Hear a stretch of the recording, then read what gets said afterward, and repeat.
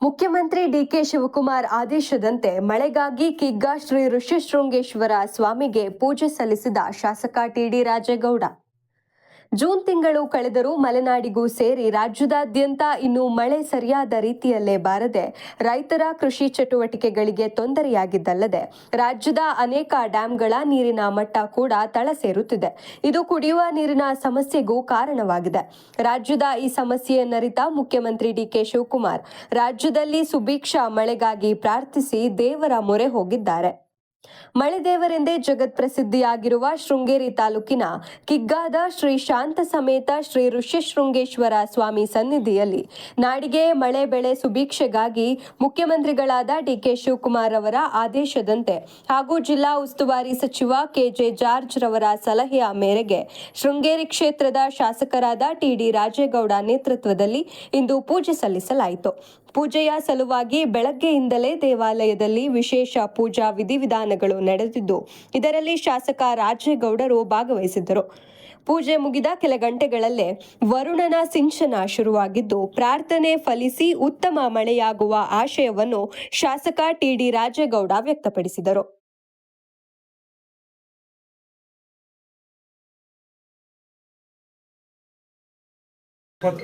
ತಾರೀಕಂದು ನಮ್ಮ ಇಲ್ಲಿಯ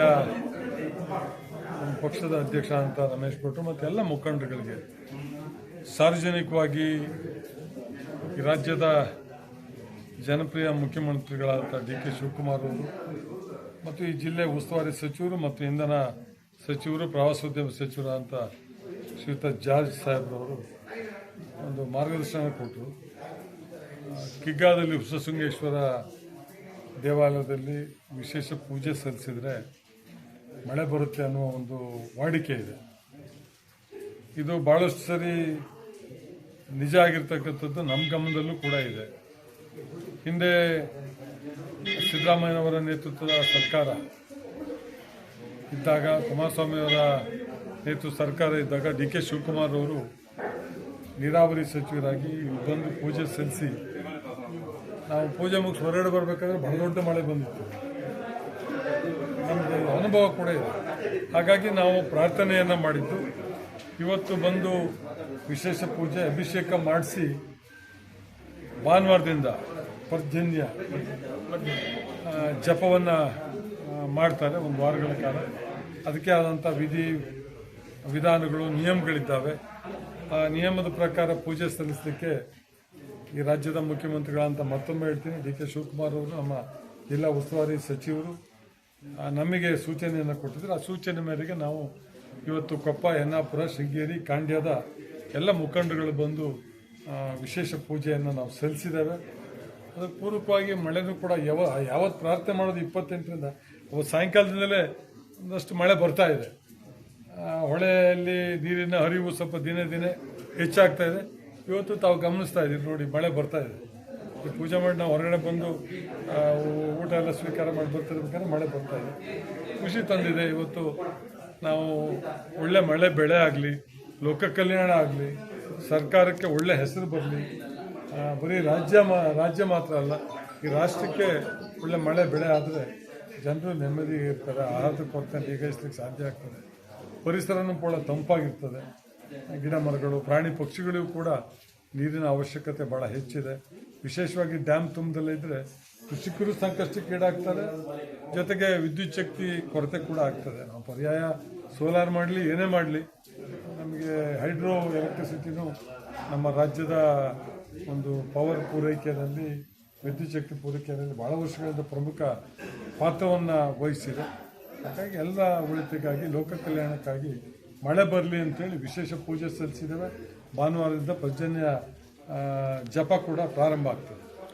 ಇದು ಮುಖ್ಯಮಂತ್ರಿಗಳು ಕೂಡ ಈ ದೇವಸ್ಥಾನಕ್ಕೆ ತುಂಬ ನಡ್ಕೋತಾರೆ, ತುಂಬ ನಂಬ್ತಾರೆ.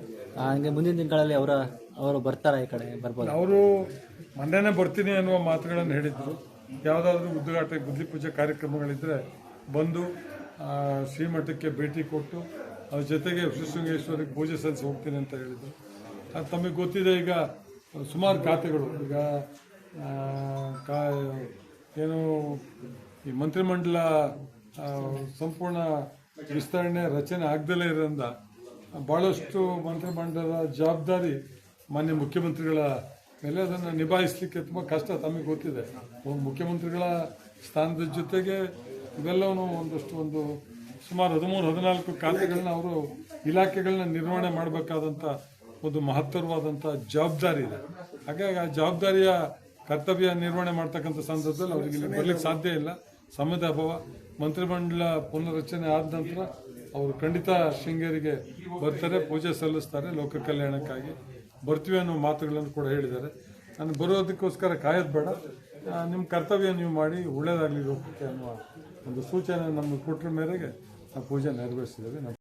ಸಮಯದಲ್ಲಿ ಬಂದು ಇಲ್ಲಿ ಕೇಳಿಕೊಂಡಾಗ ಮಳೆ ಕೊಟ್ಟಿರುವಂಥ ಸ್ವಾಮಿ ಅನುಗ್ರಹ ಆಗಿದ್ದು ತುಂಬ ನಿದರ್ಶನಗಳಿದೆ. ಹಾಗೆ ಆಸ್ಟ್ರೇಲಿಯಾದಲ್ಲಿ ಸಹ ಮಳೆ ತರಿಸಿದಂಥ ಋಷಿಗಳು ಈ ಒಂದು ಕರ್ನಾಟಕ ಸರ್ಕಾರದ ಪರವಾಗಿ ಇವತ್ತಿನ ದಿವಸ ಏನು ಪೂಜೆಯನ್ನು ಮಾಡಿ ಪ್ರಾರ್ಥನೆಯನ್ನು ಮಾಡಿದ್ದಾರೆ, ಅದಕ್ಕೆ ಲಭಿಸಿ ಮಳೆ ಬರುವಂತೆ ಕಾಣಿಸ್ತಾ ಇದೆ ನಮಗೆ.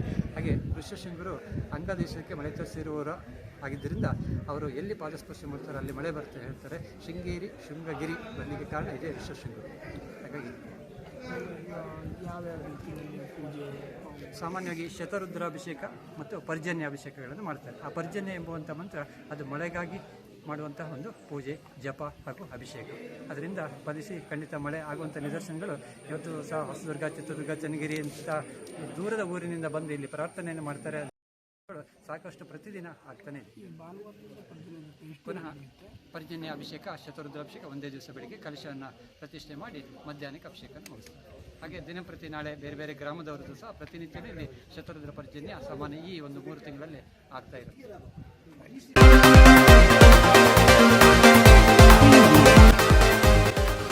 ನಮ್ಮೋರ್ ನ್ಯೂಸ್, ಇದು ನಿಮ್ಮ ಧ್ವನಿ.